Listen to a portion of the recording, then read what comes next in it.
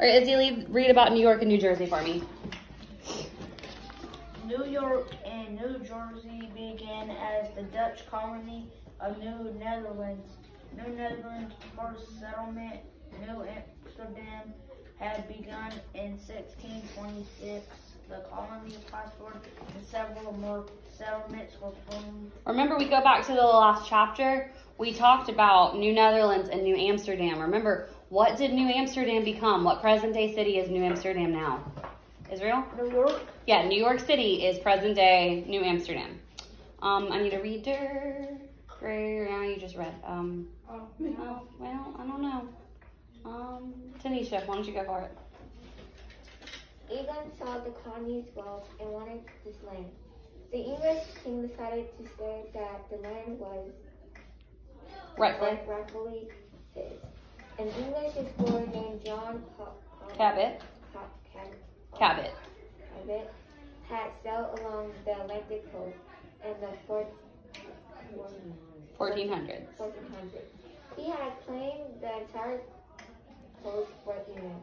English sent warships to capture New Netherlands from the Dutch in 1664. At this time, many Dutch settlers were unhappy with the leadership of their government. Peter Stuyvesant said many thought his rules for the colony were too harsh. The Dutch decided to surrender to the English. The land passed peacefully to the Duke of York, who named it New York. Later, he gave the southern portion of the land to two of his friends. They named their colony New Jersey after Jersey Island and the English Channel. Very good, very good. So we got some details on each of those colonies today. Go ahead and open up your workbook to page 33.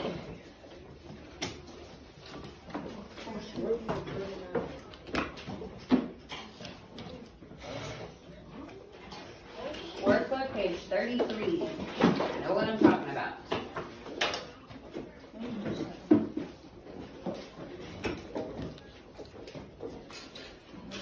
Oh my gosh.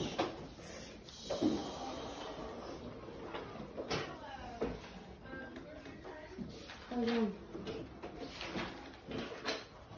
I'm gonna go to the bathroom. Then go to the bathroom.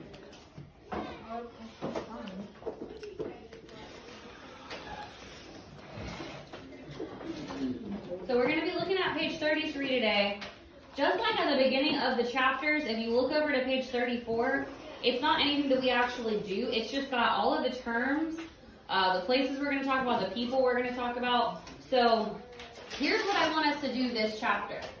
We're going to do page 33 together, but I want you guys to actually hold on to this page, and I want you guys to keep 33, 34 in your possession, because it's going to have all those terms in those places. So that's all really good information for you to have, to be able to go through, and it might even help you when you're going through your notes. You can always bring this back out as a reference. So this includes all sorts of important terms and people and places and all that fun stuff. So you guys, we are going to work on page 33 together. Well, I'm going to assign page 33 to you. And then you are going to keep this page, okay? It's just got all sorts of information that you're going to need. So here's what we are going to do. Look at page 33. It says map, symbols, and keys. Well, we've been looking at maps quite a bit. Maps have symbols. Okay, you see right there at the top of that page, there's a picture of a tree, a car, a house, a garage, a playground, a doghouse, a garden. So maps have symbols, and each symbol used on a map is shown in its key. The map key tells what the symbol represents. So if you flew over your street where you live, if you were flying over it, what would you see down below? I want you guys to take this time to draw a map of your street. Use some of the sample symbols to design a map key for your map, okay? Yes? What if half your neighborhood is covered by trees? Alex, please don't. You know what I'm asking, okay? yesterday y'all pulled some of this mess where I gave you a very simple thing, make up a word, and y'all made it really hard. Pretend as if you are looking at your street over top of it, regardless of the trees. You need to draw a map of your street, and you can use some of the symbols that you see there to help you build your key and to build your map, okay? I'm only gonna give you guys a little bit of time to work on this because if I can manage it, we're gonna try to get a couple more of these pages done. We may work on them later. So, go ahead and get started on page 33. Remember, this is for fun, this is for you. I'm not grading this. Please put your hand down while I'm giving instructions. I'm not gonna grade this, but I do want you to do your best work on it. And then you're gonna leave it in your book, okay? As I've said, no, we're gonna leave this one in our book. If you already tore it out, you can still, you'll need to slip it back in your book because I'm not having you guys pull this one out. I want you to hold on to it. It's easier to hold on to if it's still in your book. And then if we have time, we'll look on to page 35, 36, but that might have to be another page for another day because it's a lot of information.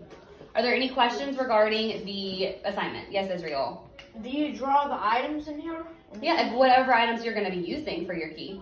You may not use all of them, but you may use some of them. Any other questions regarding the map? Yes. Can you add things? Yeah, but you can also use the sample symbols. They're just there to help. Anything else before I let you guys get started? Okay, go ahead and get started on this assignment then. Remember, keep it in your book.